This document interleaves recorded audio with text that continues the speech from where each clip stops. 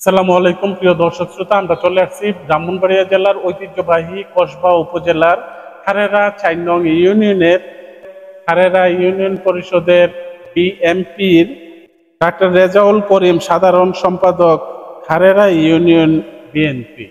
উনি আজকে জাতীয়তাবাদী দলের ব্রাহ্মণবাড়িয়া জেলা কসবা আখাউড়ার প্রাণপ্রিয় অভিভাবক জনাব কবির আহমেদ ভূঁইয়ার নিয়ে কিছু উপস্থাপনা করবে। সঙ্গে থাকুন। আপনারা দেখতেছেন আলো TV 96 YouTube channel, Facebook page, smart TV, যে যেখান থেকে এই প্রোগ্রামটি দেখছেন আপনাদেরকে অনেক অভিনন্দন। বিসমিল্লাহির রহমানির রহিম।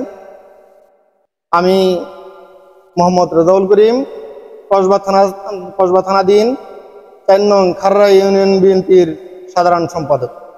প্রাণপ্রিয় এলাকাবাসী, আপনারা অবগত আছেন, কসবা বিএনপির যখন দুঃসময় ছিল, বেহাল দশা ছিল, তখন কসবা আখাউড়ার বিএনপির কাণ্ডারি একমাত্র জনাব আলহাজ কবির আহমেদ ভূঁইয়া আমাদের মধ্যে আবির্ভাব হন এবং উনি চৌকস নেতৃত্বের জন্য আমাদের বর্তমান আহ্বায়ক অ্যাডভোকেট ফখরুদ্দিন আহমেদ খান এবং জনাব শরীফুল হক স্বপন ভাইয়ের উপরে কসবা বিএনপির দায়িত্ব দেন। কসবা বিএনপির ওনারা দায়িত্বে এসে প্রত্যেকটা ইউনিয়নের সম্মেলন করে করে যোগ্য নেতৃত্ব খুঁজে প্রত্যেকটা ইউনিয়নে কমিটি দিয়েছেন, যার ফলশ্রুতিতে আজকে কসবা আখাউড়ার বিএনপি অনেক শক্তিশালী। তা এখন এই যে বিগত আওয়ামী সরকারের আমলে দীর্ঘদিন আমরা সম্মেলন করতে চেয়েও আওয়ামী সরকারের দুঃশাসনের কারণে আমরা সম্মেলন করতে পারি নাই।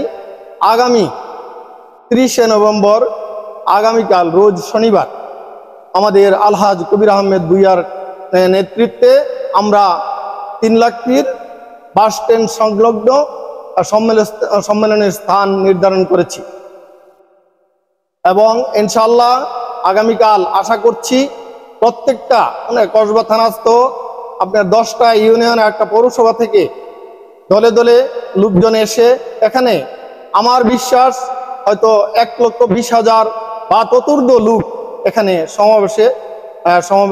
সমাবেশ হবে, আমার অংশগ্রহণ করবে।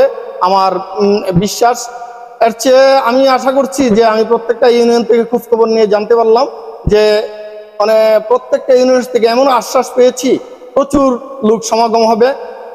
আমার মনে হয় যে আমরা যেই সমাবেশের স্থল যেটা নির্ধারণ করেছি, হয়তো জায়গা সংকুলনের কারণে এই সমাবেশে হয়তো বড় ধরনের এই লোক সমাগম হবে।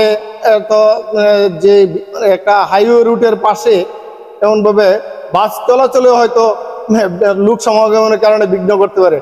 যাই হোক, আমাদের কর্তৃপক্ষ এই যাতে যানবাহন চলাচলে কোনো বিঘ্ন না ঘটে তার জন্য প্রয়োজনীয় ব্যবস্থা নিয়েছেন। আমি বলবো যে আমাদের কসবা আখাউড়ায় এই বিগত দিনে যারা নেতৃত্ব দিয়েছেন, বর্তমান নেতৃত্ব দিচ্ছেন আমাদের আলহাজ কবির আহমেদ ভূঁইয়া ভাই। উনি একজন সম্ভ্রান্ত পরিবারের লোক।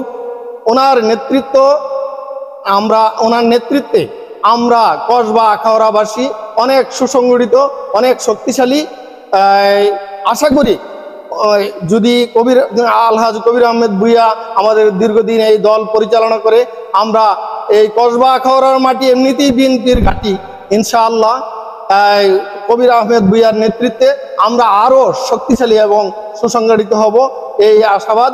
এবং এখন আগামীকাল যেই জনসভার এই দ্বিবার্ষিক সম্মেলন বিএনপির, এই সম্মেলনে প্রত্যেকটা ইউনিয়নের সকল স্তরের লোকজনের প্রতি আমার আহ্বান থাকবে, আমাদের এলাকার উন্নয়নের জন্য, রাষ্ট্রের উন্নয়নের জন্য আমাদের কসবা আখাউড়ার কসবার দ্বিবার্ষিক সম্মেলনকে সফল করার জন্য প্রত্যেকটা ইউনিয়ন থেকে দলে দলে অংশগ্রহণ করবেন, এ আহ্বান রাখছি। এবং আমি আমার নিজের জন্য সকলের কাছে দোয়া চাচ্ছি। আমাদের কসবার আহ্বায়ক অ্যাডভোকেট ফখরুদ্দিন আহমেদ খান সাহেবের জন্য দোয়া চাচ্ছি। আমাদের প্রাণপ্রিয় নেতা, আমাদের এলাকার গর্ব আমাদের আলহাজ কবির আহমেদ ভূঁইয়ার জন্য সকলে দোয়া করবেন।